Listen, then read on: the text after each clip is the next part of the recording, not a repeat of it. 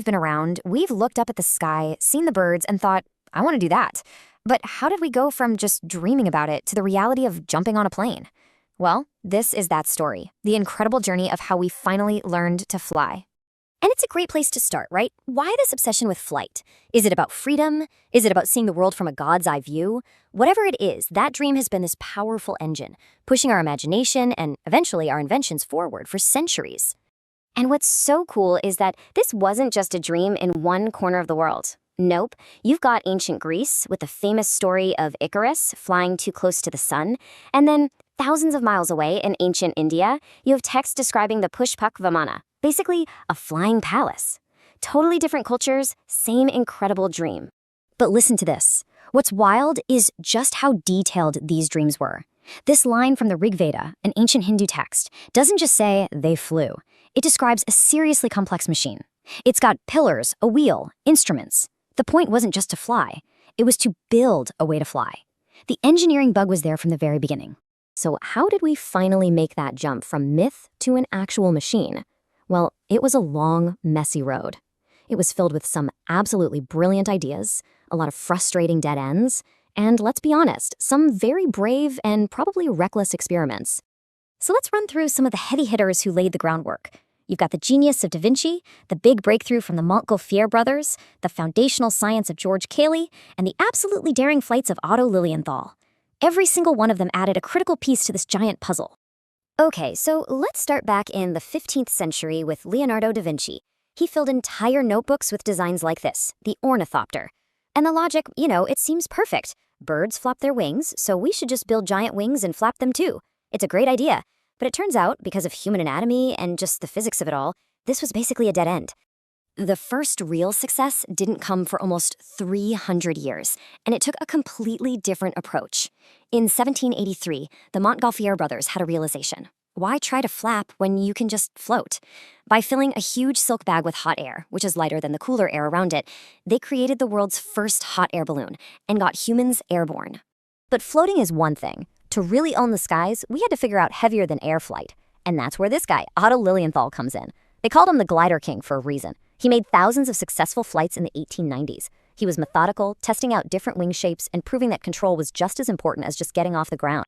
And all that work Lilienthal did, it directly inspired the next guys in our story, the ones who finally put all the pieces together and, well, changed the world forever.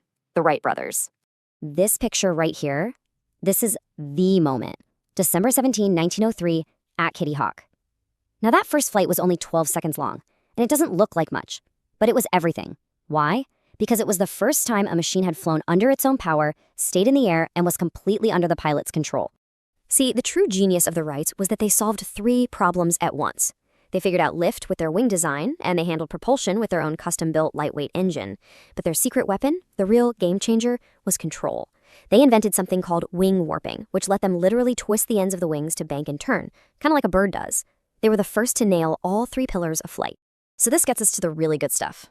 The Wright brothers weren't just guys tinkering in a shed. They were serious scientists. So what was the secret sauce? What fundamental law of physics did they finally crack that so many brilliant people before them had missed?